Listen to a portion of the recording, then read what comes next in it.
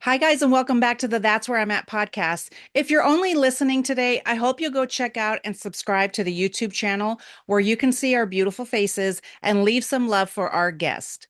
Today on the show, I have Ginger. Ginger Kramer is a therapist, author, educator, and speaker passionate about helping women understand the emotional patterns that keep them stuck and find the confidence to move forward. She is the author of Break the Anxiety Loop and the creator of educational resources and professional training materials focused on emotional wellness, anxiety, and personal growth. Through her writing and speaking, Ginger helps women rebuild trust, navigate life navigate life transitions and create healthier, more fulfilling lives. So, Ginger, welcome. I'm so glad you're here. Thank you. Thank you for Yeah, having me on. I appreciate it. a lot of good stuff. That's for sure. So, Ginger and I met. When did we meet, Ginger? Oh my gosh. 2021, I think. 2021. That sounds right. Yeah, we met 2021. We sold skincare together and I don't know what else we did together. We've known each other for those years, and we've been talking back and forth doing that. And it's really neat to see like your growth. And not only like you're a therapist, but listen, I've had a million therapists on the show who are like, this is these are the red flags I miss and all that. But to see your growth just because you do it professionally, right? Just because you're doing it professionally doesn't mean it always translate until you do the work. And that's what I always want to tell my lovely people who come in to listen to things that we tell them, that when they feel like I need to do something, but we have to do the thing to get the thing. So talk to me about tell me how long you've been doing therapy and what that's looked like for you over the years. I've been doing therapy for about 20, 23 years or so. I'm a very different person than I was then. I'm quite a bit older. Right? I know more. I've aged. I have the wisdom that we get with age, right? I think Mhm. being 55 is actually a great age. I have so much fun. Yeah. And yeah, I did start in skincare, but being a therapist is quiet in office, on telehealth, on Zoom. Yeah. Um, so selling skincare is how I met you, and Yeah. that really gave me a different type of confidence to come out and do these kinds of things, to Yeah. be able to write my books and publish them and put myself out there, which I don't think I would have had if I didn't have the combined both. That's amazing. Yeah, I love that. And it's so true. Like just like getting on social media and doing those kinds of things. And also, I think when we tell our story, no matter what our story is, when we're telling our story to people, like this is why I got into it, this is why I do what I do, it's so empowering, don't you think? I do. And, in my early 20s, I had a lot of anxiety, and that was even before I became a therapist. And Mm-hmm. I never even planned on becoming a therapist. I had a job that I loved, but my job was closing. Mm, And the part I liked the most was with the people that came to see me every day. yeah. So I thought, well, I'll go back to school. And since I already had a degree in English literature, I got a master's in a couple of years and started doing therapy. And it has been just a wonderful experience helping people grow, helping people Mhm. change, and seeing that change and seeing those light bulb moments and okay, I'm going to be okay. I can do this. Yeah. Helping them along so that they can grow and change and get out of any situations that are holding them back, even if it's somebody else or if it's themselves. Yes, I love that.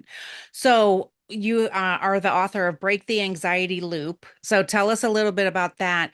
And are you taking from any of your own experiences with that? I think yes, yes. When I first had anxiety in my 20s, Mhm. I went to therapy and they listened. Yeah. They listened a lot, but they didn't give me anything. Mm.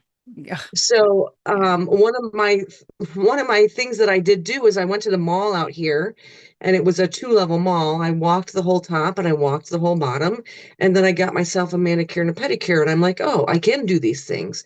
Mm. I can do these things that cause me fear, that feel dangerous, but they're not dangerous. They're just uncomfortable.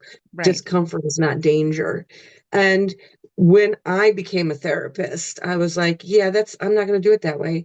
And that's how they did train us. And that's how I did start. Yeah. But I'm very much more vocal. I give people homework. They have Yeah. things that they have to do. Yeah. To just sit there and just give everything out and Mhm. not get anything back, Yeah. it didn't help me, actually. It's hard to say, but my therapy didn't help me.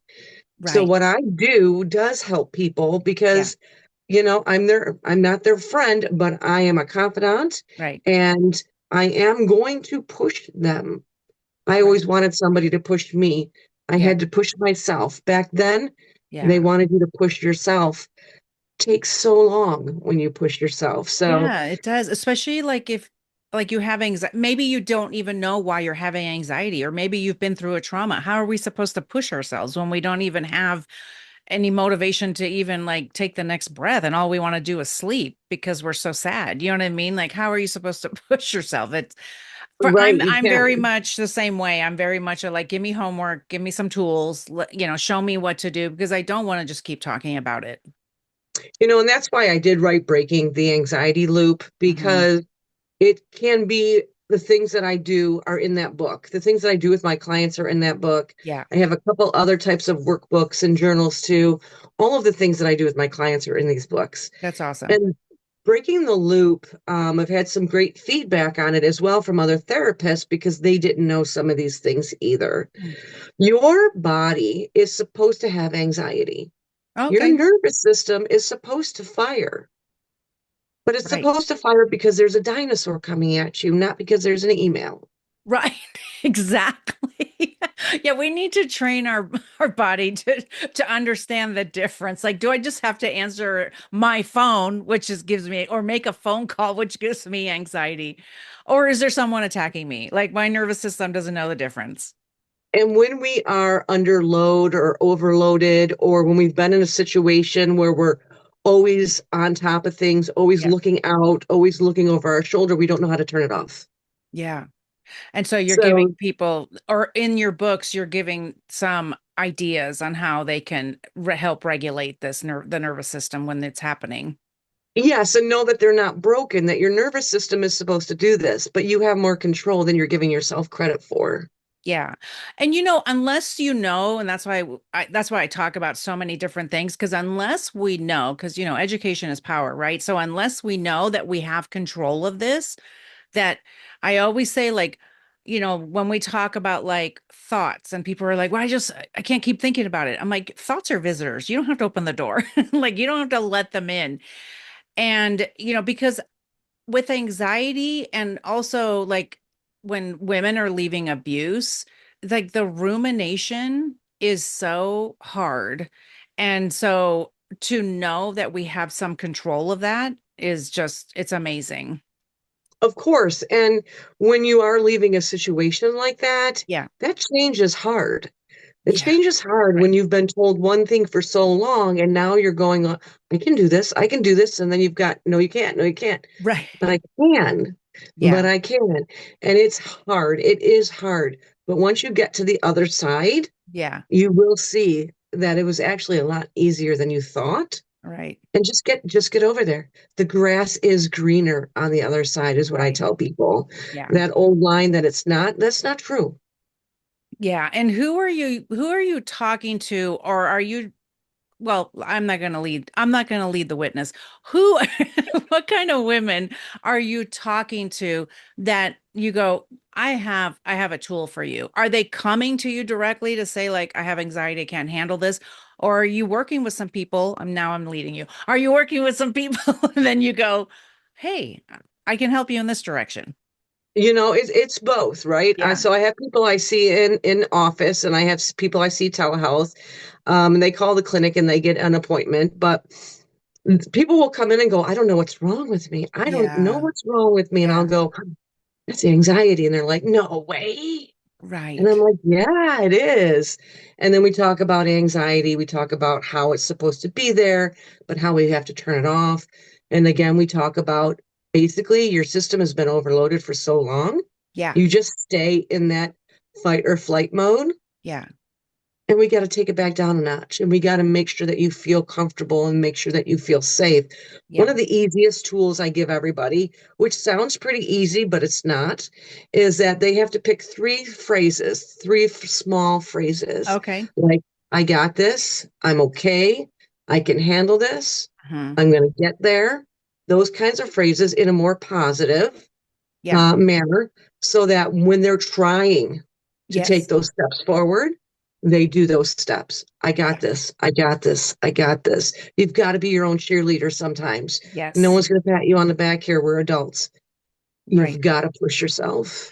Well, the thing that I've learned in my well, just for sure in the last few years of healing has been, I mean, this was something I had to unlearn from my entire life, was I didn't want to live off the external validation anymore. And so I had to learn the internal validation, loving myself and saying those things for me, like me being the loudest cheerleader for myself. Because I waited all my life for people to say like, great job, you did it, you're doing so good. And well, for one thing, I didn't really know because I grew up with a lot of negativity, and then in my marriage with so much negativity. So I think I know that I've heard over the years that people think that's weird or it doesn't really work, but I just know that I've seen the difference. And I try to tell them as well, like you were saying, do the positive words, right? Don't do the negative words. But you also have to look for the proof, right? Affirmations don't work if you don't look for the I proof. love that. Yes. So when you're sitting there going, I can do this, I can do this, and you're like, I don't know if I can, I don't know if I can. Yeah. When did you do it last time? Last time you did it, so you can Yeah. do it again. You got to keep Yes. looking for the proof and keep finding the proof. You can't just say it. Yeah. You got to make it happen, and then you got to go look at the proof again. So a lot Yeah. of times people will come in and they'll go, I didn't do anything this week, Ginger. I didn't get anything done. I don't know what I did wrong. Just nothing worked. And I said, did you come here today? Yes. I love that. And they say, yeah, I did. Okay, Yeah. we're going to end that. You Yeah. came here today. That was a hard thing to do. Yeah. I It's know not there's easy. no, it's not. And I love the idea of like we celebrate the small wins because they add up, right? Each little step that we take. For me, the thing I have on my mirror right now is what if I can?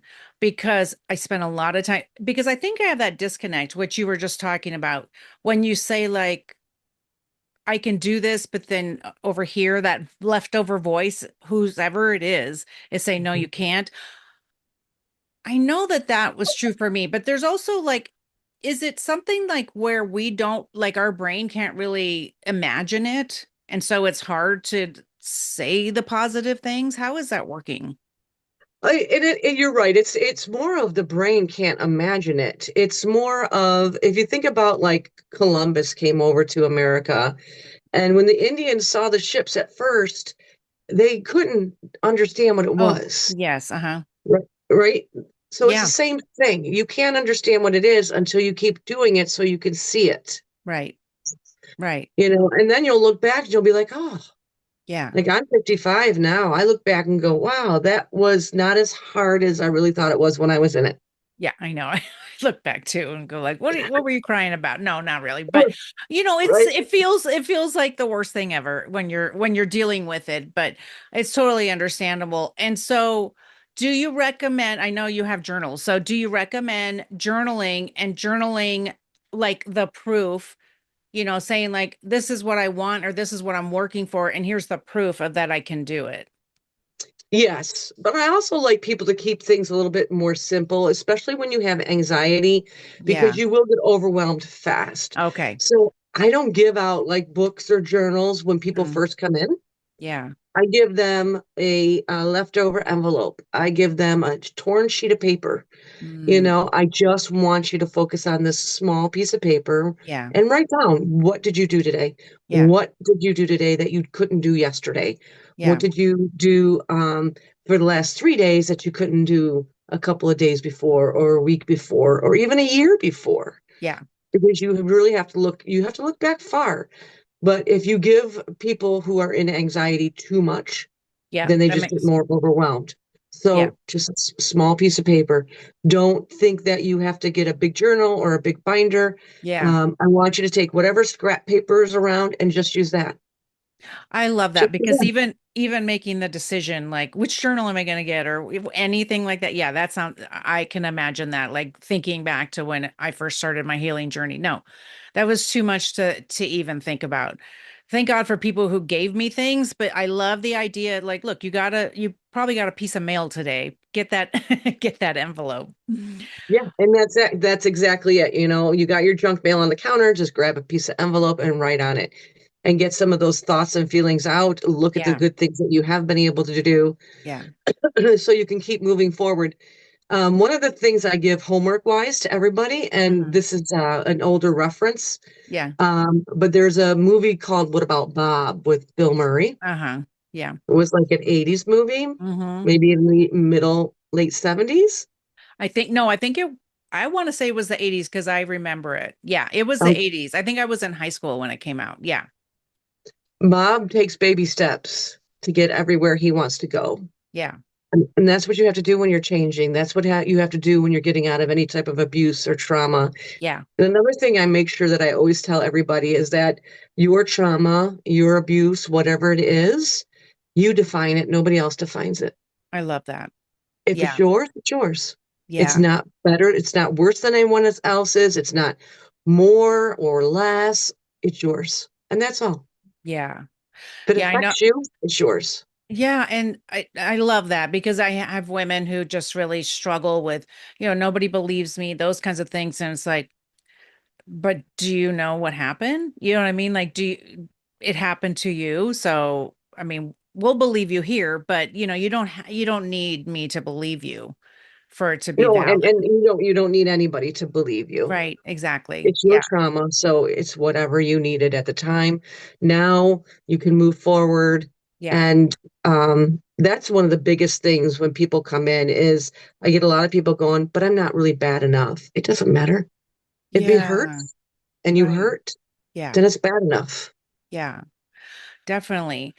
When you're helping women rebuild, the self-trust component is so like, man, that's so hard. Okay, so like, I guess it doesn't even matter, but we're talking about abuse. But I'm even thinking about so many of us that like say now we're empty nesters, right? We're very similar in age, and the people who listen are most people who listen are women in midlife. We get to like empty nester stage, and we go, well, now what? And I've given all of me to everyone else. How do we begin to even like make decisions for ourselves or learn to trust ourselves again? And that again is my next book that I was working on, actually. That's That'll be awesome. a while, but it is about midlife and the change in midlife. Mm. And how do you become that other person again? You're not going to let go of the person you were in the past. Uh-huh. You're still part of that person too, but now that everybody's gone and you have time to do your own thing and be Yeah, your own person, you can really define it however you want. I love that. You can Yeah. make it whatever you want. Yeah. One of the best things to do to start to feel who am I Yeah. is to just sit. Mm. Just sit. Just sit and look around, take your time, have some peace, have your morning coffee and relax a little bit. Uh-huh. What do you want? What Yeah. would you like to do? And it can be simple, right? When you're in midlife, you don't have to have this gigantic purpose anymore. You don't have to run and run and run like Yeah. we did when we were younger, right? Yeah. We had the kids, we got the job, we did the career. Now Hmm. we're in midlife. We can still have purpose, we can Yeah. still have value, but it doesn't have to be as big and grandiose as it was at one time. Right. I think it's so fun. I didn't at first. I didn't think it was fun at first. After like, oh my gosh, I have to rebuild. But then I had some healthy friends who were like, but now you get to choose like what you're gonna do. So I'm always saying, like, I wonder what Laura's gonna be when she grows up. Because this was not on my radar. Like as a little kid, I wasn't gonna grow up and be a podcaster talking about abuse. But that I got to choose this new path has been like so fun, and it's almost like another chapter. right? That's the It fun is. part. Yeah, that's the fun part about that. Well, and there's going to be other chapters. When you look at developmental psychology, we go through different chapters in our life from being a child to a teenager to a young adult to an adult. Okay. And then now you just grow and Yeah. you can't not grow. You're going to be forced into it. Right. Exactly. So go So willingly. yes. So find your passion, find something that makes you feel just that you have a purpose or you have a satisfaction. It doesn't have to be big now either. It could be Yeah. cooking. You want to learn how to cook. You Yeah. know, it could be doing something bigger like writing books or having a Yeah. business or doing podcasts. Yeah. But whatever you define it again, Hmm. everything comes back to what you define for yourself. Yeah. And that's enough. Yeah. One of the things that I had recently heard, and I really liked it, often tell women like to make a shit list about what he did so that way you don't think about going back. But I heard this, someone else was saying, make a list of the things that you stopped doing. And I think about that, even if it was like in abuse or not. Think of the things over the years that you stopped doing because life got in the way or different priorities got in the way. And some of them you may want to go back to, some of them you may not. Or maybe you might be too, it might be too old to start ballet again. I have no idea. I'm just making something up. But, what do you think about that? Because I also think of, okay, it's a multi-point question because when women say to me, I want to go back to who I was, I understand that feeling. But then I think about me back there and I'm like, I was a spineless jellyfish and let everybody walk all over me. I'd like to be stronger and I'd like to move forward. Well, I think you have to not define it so strictly. Yeah, When you say you want to go back to that person, what are the pieces or the parts that you're looking for? love it. Are you looking for the adventure of life back then? Are you looking for the Yes. uncertainty of life back then? Are you looking for the promise of the future back Mhm. then? What is it that you're looking for? What feeling are you trying to find? I Figure out what love that that. feeling is, and then bring that feeling into your present. I love that. Yeah, that's a great way to look at it. That's a great way. Not necessarily, yeah, because that's probably when you're saying I want to get back to that person. It's like that makes sense because you used to be Mhm. maybe you were full of life because you were volunteering or you were whatever you were doing, and then life got in the way or somebody got in the way and told you to like shut it down and not do that. So I love that. That's a great perspective to look at it that way. And the other thing is about that is when you do get older, there are some things that you just don't want to do anymore. Yeah. And you don't have to. Yeah. That's another thing people get on themselves about is, well, I used to do this and I used to do that and I used to do this. Yeah. You don't have to. Yeah. You did it. You liked it. It had its time. Go do something else. Yeah. You're Yeah. not Cause defined by those things either anymore. yeah. Yeah, for sure. And just like we were saying, like that we just move and grow and change. I know somebody asked me today, will you go back to speech therapy? I'm like, no, no. Please, no. But I do think about it like it was a season I was in and that season is over. I did it for 15 years and that season's over and it was good and now I've moved on. And I didn't understand that because I thought, oh no, I gave up. I needed to bring it with me. But now I see that it was the season I was in and it was what I was doing then. Well, and when you were doing that, how does that work with what you're doing now? Right, exactly. It doesn't. It doesn't work with now. It doesn't at all. Yeah. No, well, what in your speech therapy have you brought to your podcast? What qualities did you learn then that you Yeah. brought here now? I'm still helping people use their voice. There It's you like go. And that's everything comes around full circle, I it think. does. Oh yeah, for sure. There's a reason I have a microphone. No one ever let me talk. So it's so you know, And you helped other people talk, and now you found your voice too. So it all exactly. goes around in a circle. Isn't it amazing how there's such a thread that connects like because I didn't have to say like nobody let me talk, let me get a microphone. I did not make the connection until I had started recording And I stopped and I said to my coach, wait a second, is this why I do a podcast? And she's like, yeah, just waiting for you to see it. But it's good. It's very healing. So that's for Good. sure. And then you think about that because I do think that, and this is your homework, Laura. Okay. Um, I want you to think about more of that speech therapy and how that time of your life is really a lot like the time of your life now. I want you to put more of that connection Okay. together Okay. and see where it is because you said thread. I always say circle, but it's Oh, more a loop. And just to give you an idea, mine was I helped people and then I got a job but I went to school to write. And then I got a job helping people. And then I went to school to be a therapist, which means I was still helping people. And then I sold skincare. And then that gave me confidence, but I was still helping people. And that extra confidence made me write books. So now I'm still helping people back as a therapist who writes books. it's amazing.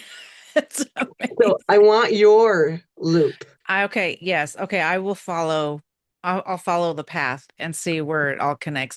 And I wasn't even the one who like pointed out. One of my friends said that. She's like, "It's amazing. You used to help kids use their voice, and now you're helping women use their voice." I'm like, "Oh." And I was doing that even like when I was doing the skincare, when I was helping people in the social media group in my time at church. I was doing that kind of thing. Like the thread was still there. So I'll have to definitely follow the path and see what it looks like.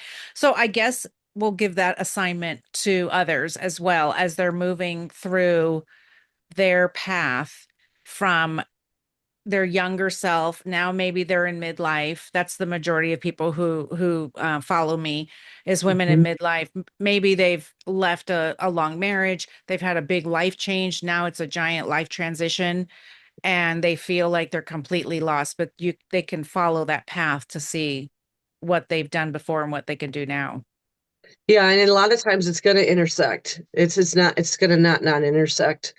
Yeah. And the feelings, so that goes back to the feelings because a lot of the times that feeling that they're looking for from the past Yeah. has a lot to do with that thread too, Yeah. because that was your first passion. And if you keep moving it along, it keeps growing and growing just like you do.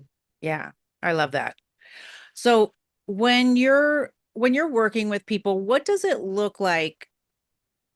And I don't even know how to ask the question, but what does it look like when they say I want a more fulfilling life, or you're saying I help them have a more fulfilling life? I know it looks different for everybody, but what's the general idea of, oh, hold on, I knocked over my microphone. But what's the general idea?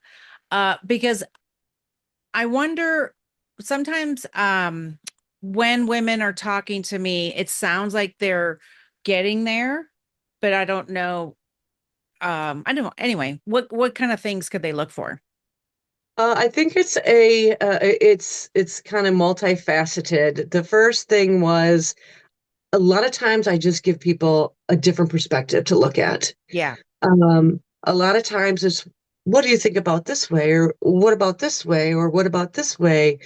When anybody asks me something, I usually ask them a question back Hmm. because it's got to come from you. It's your story. It Yeah. has to come from you. Yeah. But I really say that I'm the gatekeeper of giving people other perspectives to think about. Yeah. And then sitting with them and just traveling down that path with them. It's a lot of times um it's almost and it's a lot of times it's just intuitive that they come in, they say something, I say something, and it just kind of goes again in a circle or a loop, and Yeah. they come out the other side Right. having done the searching, having done the thinking, having done the what ifs, and understanding a lot of times I have to tell people this is the one thing that I think for midlife people is a lot is that you're not that person you were before. Mhm. You can be whoever you want to be now. Yeah. Yeah. You can be whoever you want to be now. People have this notion that if they're not at our age, that if they're not running, if they're not producing, if they're not doing more and more and Yes. more, Yeah. that they're giving up or that they're less than or that they're lacking. Yeah. But we ran enough. Right. We ran enough. Yeah. It's time for us to focus and do the things that bring us some happiness and joy Yeah. and find purpose in that for ourselves. Yeah. Yeah. I love that because it's I don't really, know if that's a good question. oh, hold on, because we have a delay. Hold on a second. Ah, we got a small we got a small delay here, frozen. Can you hear me? Uh-oh. Can you hear me, Ginger? I can hear you. Okay, there you go. You're back. Yeah, I can. you got a small delay. Okay. Well, I think you're right. Okay. I think you're right when people are like, I'm dreaming for the future, but it's got to be so grandiose. And it's like, I think about like when I first stepped out of my marriage, I was like, I'm going to go try pickleball because I couldn't play paddle sports or anything like that or racket sports because that was his thing. And when you're in abuse, they get mad if you might be better than them or whatever. So that's one of the first things I did. Started doing things like that. And it's like, did I like it? Did I not like it? My therapist kept telling me, she was like, go try it. See if you like it. I'm like, what a Yeah. concept. Yeah. And you don't have to like everything either. Right. You don't have to. Well, that's the thing that I'm always telling my ladies in my group is that this is how we build new neural pathways. We can heal our brain, and we actually have to fail. We can try new things, and we can fail at things, and we can keep rebuilding we can keep building our brain. And I know that gets scary for people who don't want to fail at things. But I'm like, how do I know if I'm good at pickleball if I don't go try it? Like, how will I know? And actually, I didn't care if I was good or not. That wasn't my point. My point was I just wanted to go do it. Right. And see if you liked it. And if you did, you'd get better and you'd do it more. Yeah, And you're right. We do build neural pathways. We do train our brain. And you do have to fail yeah, because failure shows you how to do it again better. yeah, You know, yeah, you don't remember when you were 4 or 5 and you were learning how to tie your shoes and they're doing the rabbit ears. You don't remember that it took you 10 times and that you had a tantrum and that you cried and your mom's yes, going, oh my God, how long is this going to last? right, You don't remember that, but you kept going and now you can tie your shoes. It's the same thing. yeah, People just forget. People forget that you had to learn. They yeah. I think that mean, once they're an adult, they should know it, and you yeah, don't. yeah, and right with a baby, like when they're learning to walk, we don't go when they fall down the first time. We don't say, "Well, forget it." Like you should Yeah, give up. We don't say that to them. And we're so hard on ourselves, especially if we're having a huge life transition, like out of abuse or something where we don't have that self-confidence yet. We haven't trusted ourselves. We've been self-abandoning. So like to say, I'm gonna go try this, and if I fail, it's gonna be okay. Like over and over and over. it's scary. It's scary, but you learn how to trust yourself by failing. Yeah. Yeah. Yeah. Making decisions. Just just keep making the Hmm? decisions. Right. Well, But there's no decision that you make that you can't change. yeah, right. You can't say I bought a condo and now I decided I want a house. Okay, well, sell the condo and get a house. Yeah, You know, I bought the red car, could have got the blue car. Well, in 5 years, you'll get the blue one then. yeah, There's nothing that you're going to make a decision that you can't change if you don't want to. You can yeah, change yeah. any of it. Yeah, learning to trust yourself. Well, yeah, and it's so true because I've made some mistakes along the way and I have to give myself grace because I'm like, oh gosh, why would I do that? Why did I do that? And I have a friend who she's always thinking so positively. And she's like, that was the cost of that lesson, like whatever. Oh, I spent money on this and it was worthless. And she's like, well, that was the cost of that lesson. And you learn some new things for your life. And I'm like, okay, fine. Well, and you make decisions based on the situations that you're in. Yeah. When you're 21, you put $5,000 into a beater car because you don't have 10 a new one. Yeah. Now, when you're 35, you're going to buy the new one. So Yeah. you can't also blame yourself that you made decisions based on situations Once Yeah. the situation's changed, you'll make a different decision, but you only had so many options at the time. Right. Yeah. And then as we get older, we learn and grow and can make better decisions.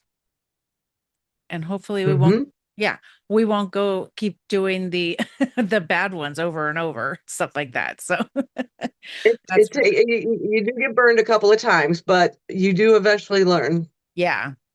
Tell me about your workbooks and what kinds of things that you have in there. And we can call them action guides so that they can Sure. the ways to take action. Yeah, because work, like Right. we'll call And them you know, action. action is good. Yeah. Work is good. Yeah. So I have the Breaking the Anxiety Loop. I also have a 30-day series. I have a Mm. 30-day skills book, and that's just a daily skills book. Talks about a skill to do, how it feels, if your anxiety rises when you're doing the skill, what to do. Oh, I love that. And that's a small, portable book. And then I have a 30 days anxiety workbook, which is the skills book, but it also gives you homework. I'm big on giving people homework. And then I have a coloring book, which is kind of unique only because it tells you how to color the picture. Oh, It wants interesting. you to focus. You focus on this flower, and then you focus on that one, and then you focus on this part, and then you focus on this part to help you retrain your attention, to give your attention at each time where it deserves, rather than going from left to right to middle to up to down. I Because when love you're in an that. anxiety, you need to be told, not because you can't make it yourself, because you're just overloaded. Yeah.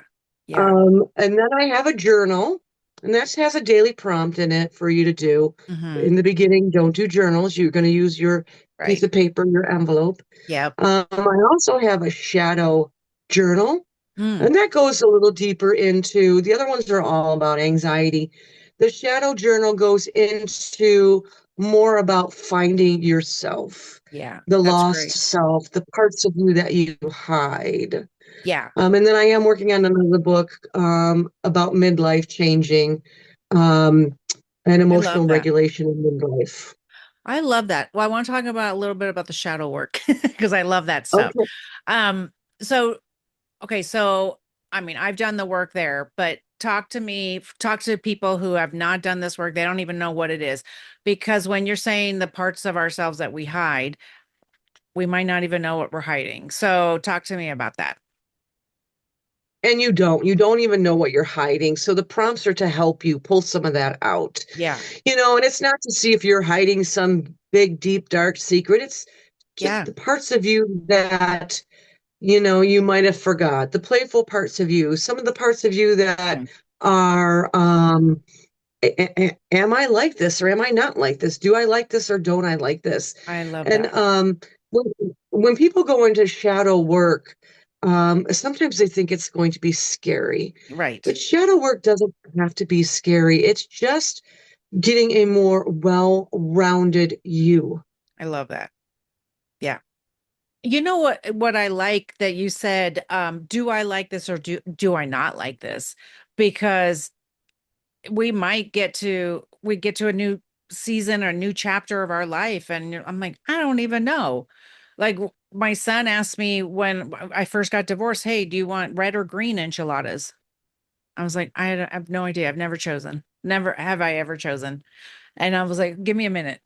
I sat and actually thought about it because decisions were made for me along the way, right? With everything. And also, I self abandoned a lot, like to keep the peace, because that's what I did. So, who knew what I liked and didn't like? And I had to dig deep into not only enchilada sauce, but also what did I like as a little girl? And what things happened along the way that changed me? Yeah, and when you say that you were told a lot and you didn't have the voice or to make the decisions, then no, you didn't know what you liked. And Yeah. coming into adulthood and going, what do I like? It's kind of scary, Yeah. but it's also kind of eye-opening in the fact that now I get to decide and choose. Yeah. And if I don't like it, I don't have to have it. Yeah. I Ye- don't Uh, have to. yeah. And that was it was fun for me, like, to walk into like an empty space in my condo and be like, I'm gonna decorate it this, I rent, so I didn't paint this wall green, but I just said, I decorated it around the color green.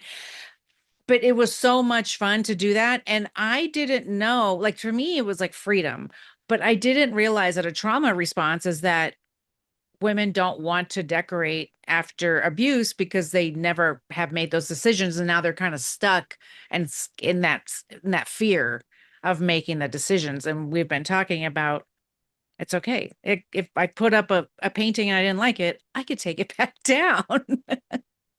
Yeah, and that's where you go to dreaming. Just start dreaming. Just start daydreaming of Yeah. what would I like? Yeah. Maybe I don't like that.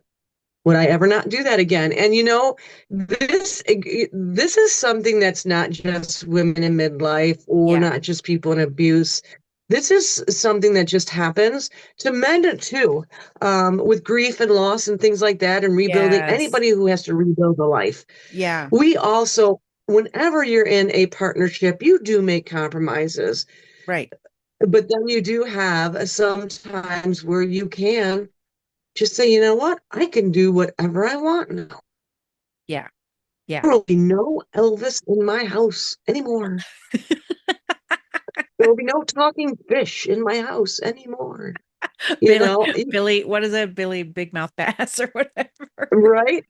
Another 80s reference, but yeah, Yes, exactly. no, Yes. you can be like, I can finally get rid of that. And that's the part that's freeing, especially when you're coming from an abusive situation, Yeah. is to say, I don't have to have that anymore. Yes. I I know that. don't have to. So, so my son lives with me, and I'm starting to add pink in my house. I've started seeing things. I'm like, oh, pink would be a nice addition to my home. So I've started doing that. And so we were out, and I'm like, look what I just bought for our house. He doesn't get a say because he's just renting from me. He's just along for the ride. It's not a shared home. And I got a pink disco ball planter that I'm gonna hang. But he goes, that's nice, Mom. He just knows. It's like mom's figuring this out, and she wants a pink disco ball lantern or planter, and that's what she's gonna get. He's like, that's I nice, want Mom. one. Yeah, I want one. I'll tell you where I got it. So maybe have one in your area. And just, it's fun, but for me, it's been fun, but I didn't realize that I had so many women, in my comments who were saying, I can't make decisions without him. I'm like, well, you can, but you just haven't yet. You just haven't learned how to do that. You haven't taken the first step to do that. And I think, which I Baby didn't realize. steps. Yeah, the Baby baby step. steps. Yes, Make some exactly. small decisions first. Just what kind of dishes you want, or what kind of meal you want, or Yes. go, you can pick what food you want for dinner now. You don't Yes. have to compromise or ask anybody. Just small decisions until Yeah. you can get to the bigger ones. Yeah. Yeah, I eat a lot more peas because he was like a toddler. He didn't like peas. So things like that. I have people who are like, "Oh yeah, I started eating mushrooms again. I started eating, whatever, fish again." Things like that I'm like, it's so smart. So I put up a post that said, "These are the things I bought for my new home." And no one made fun of me or whatever I said. And it was all the pink stuff I had just bought. And people were like, the women were just like writing all this. Oh, I got this. Oh, I did this. And then the other women who were coming in saying, oh, I haven't done anything. My walls are blank because I don't know how to make those decisions. So it's so good to encourage them. It's like, just take One a step baby at a step. time, Yeah. one small decision at a time. Yeah. And if Start you with, don't like it, then go donate it and buy a different picture. right. Exactly. Yeah. Hang something up. You don't like it, return it to Home Goods or wherever you got it Yeah. from. Right. Your taste might even have changed in the last 10 years, Yes. 15 years, or however long. Yeah. Just dream. One thing I like to tell people to do, especially when they're moving into a new house, and they're going on their own without a significant other or partner for whatever reason, Yes. is start going online and just kind of clipping out pictures. Yeah, Oh, I that's like great. this. Oh, I like that. Oh, I like this. Oh, I like that. Yeah, Just so you have like a little board of things that you like. that's a great That way you idea. just get an idea of what you like. Yeah. Yeah, because like you're right, you don't have to whatever it is. Like um back in the 90s, or I don't know when it was, 2000s even maybe. Like we had such dark furniture. Everything was dark, which it was beautiful. I loved it, but it's like I am like going in the opposite direction right now. Everything it seems I want it to be light, but you know how the trends go, but it's fun to be able to choose something pink. I bought dishes with flowers on it, stuff like that. Like I was so giddy with like, oh my God. And I didn't have to ask anybody. That was the thing. Because I know, and I want such freedom for the women who are like, I don't know how to choose something. I'm like, oh my gosh, I was like giddy when I was buying my dishes. I'm like, oh my gosh, they have flowers on them. No one's going to get mad at me. It's good They'll get times. there. They'll get there. They And you know will. the no one's going to get mad at me part is something that still sticks with you a little bit, huh? It doesn't anymore. No, that was at the beginning. Yeah, that was at the beginning. Okay. Yeah, no, no, not anymore. No. Okay, good. Now, yeah, yeah, no. At the beginning, it was like I was so excited for that. Now it's like great. It's like I like this. Let's go. Because I don't have to think no one's going to get mad at me. I did that part. Good. But it's yeah. Hey, it's been a lot of therapy. It's been a lot of unlearning patterns. That's the thing, right? Is the unlearning of patterns. Especially I unlearned all 55 years. I had to start over. I'm a 3.5-year-old right Yeah. now. Well, Yeah. and your likes and dislikes, your tastes, they all change, and it's okay. Yeah. That's good. It's okay. Yeah. Exactly. So, you know what? I wanted you to let us know about an email series you have for anyone who's interested to learn more about what you do and how you can help them. So tell us a little bit about that. So on my website, gingerkramer.com, Hmm. I have a free, it's not the tab, it says free series, Hmm. but it's also at the bottom of the first page. There's a 30-day email series where you'll get an email for 30 days talking about anxiety and talking about how to help yourself, things that I do with my clients on a daily basis. And you're going to get one every day for 30 days. I tell people to print them out, make yourself a little book. This is your guide That's a great on how, idea. yep, this is your guide on how to go about and make these changes for yourself. Oh my gosh, I love that. So we're going to put everything in the show notes so everybody can get a hold of it. Your social media and your YouTube and all that. And we're going to link this video so if you're not watching, go watch us. We're going to link it to your YouTube and all that so that way they can go watch your stuff as well. So Ginger, thank you so much for being here and for encouraging us and giving us such great tips for moving forward and breaking the anxiety loop. Because You're man, welcome. it yeah. And this was a little bit anxiety provoking. I've never done a podcast Oh before or my an interview like gosh. this before. So here, it's another baby step. I love We it. You all did do it. them. Yeah, you We did all it. do Well, them. I hope I made you comfortable because I have people who come on and go, I've never done this before. I'm like, we can do it.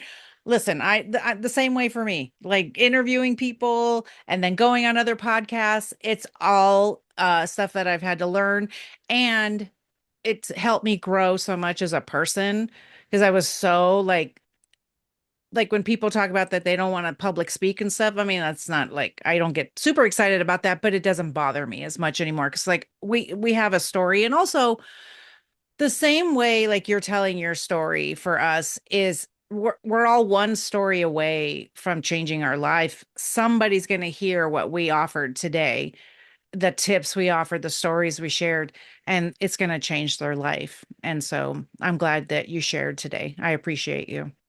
And that's our purpose. Thank you for having me on. I appreciate you as well. So, guys, if anything resonated with you today, will you please leave a comment? And also, you're on Apple or Spotify, so leave us a 5-star review so we can keep doing this work and podcast land will know that you love us. And of course, if you're on YouTube, be sure to like and subscribe and leave a comment. So, Ginger, thanks again for being here. I appreciate it. Thank you. Let me pause.